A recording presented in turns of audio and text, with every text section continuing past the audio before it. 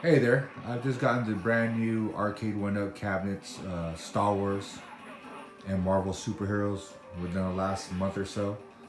I'm very happy with both units. And what I'm going to do in this video is not so much give a review, but kind of just tell you the pros and cons. I've had these for, I had the Star Wars for at least a month now, and I've had the Marvel superheroes for a couple of weeks. And some of the things I like about these machines is number one, the nostalgia. I grew up in the arcades, 80s. So Pac-Man, Galaga, all those games when I was growing up, when I was a little kid, um, that brings me back to my childhood. This Star Wars cabinet here, I definitely remember that. I remember how state of the art and different it was to hear the actual voices of the actors while playing a video game, and it was to me so submersive, like you were actually inside the world of Star Wars while playing it. And at the time it was amazing. Now we could kind of look at it and you know um, you know we can't really um, compare it to today's games. But back in the day, the feeling that it brought you definitely was a great memory when I was a kid. So when I saw the Star Wars, I was like, I have to have it. I saw the Marvel superheroes. I'm a big Marvel fan, especially of the movies. So these two cabinets were a no-brainer. So the nostalgia factor is probably to me the strongest point of these machines. It takes me back to my childhood where it seemed every convenience store had video games. When Chuck E. Cheese was mostly video games, nowadays it seems they're more about redemption tickets. But when I was growing up, it was almost 80 to 75% wall-to-wall arcade games. So that's very cool. The number two thing I like most about these cabinets is that they play great and they look great. Star Wars, for the price point, it's a great value. I think it's a great value. With tax is about 535, 540, and it plays great. Is it an exact replica? Absolutely not. But if you look into how much just the steering mechanism costs, if you get that by itself, I think it's like $400 for a brand new one. To say that you bought the whole machine for 500, yeah, and like I said, going back on memory, 18, not even that, more than that, 25 years ago, there's not much of a difference. Okay, these cabinets are obviously smaller. They're a lot lighter, and that's both a plus and a minus. If somebody gets a little too aggressive, they are gonna move, but they should never do anything like tip over or be damaged because of it. But if you're on wood floors or tile, they might slide a little bit. So number three, I think the price points on these are pretty fair. Could they do some more things? Absolutely. But when you have these machines that have the lighted marquees, they have new improved video screens. They have volume switches that are now adjustable from 0 to I think about 16. These machines, this third generation, has really improved on a lot of features that were kind of holding the first and second generation of Arcade1Up machines behind. So it's done an excellent job there.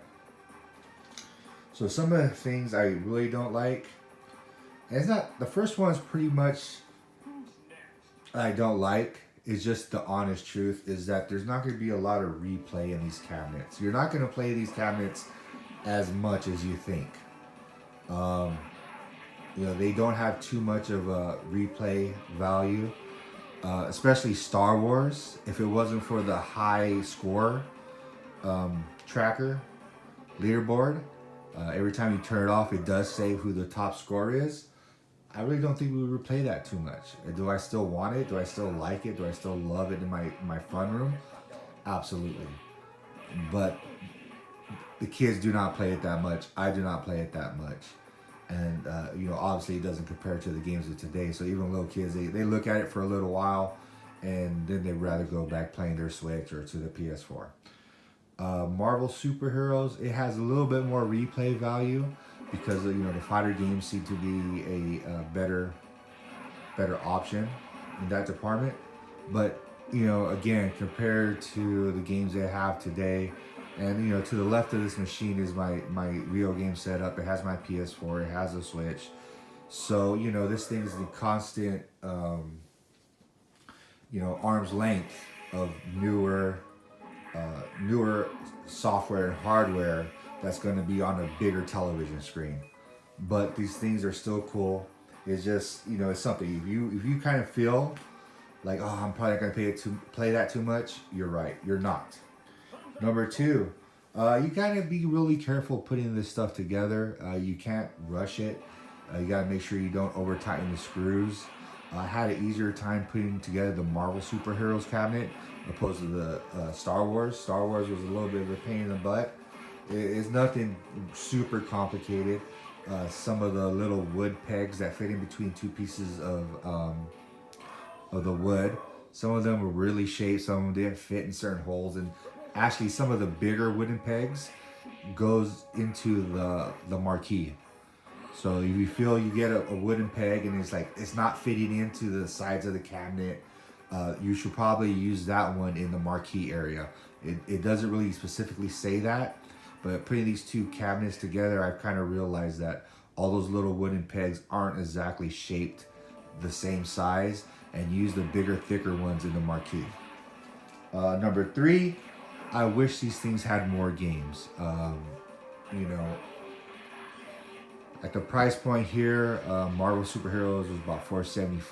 I already told you the price of Star Wars.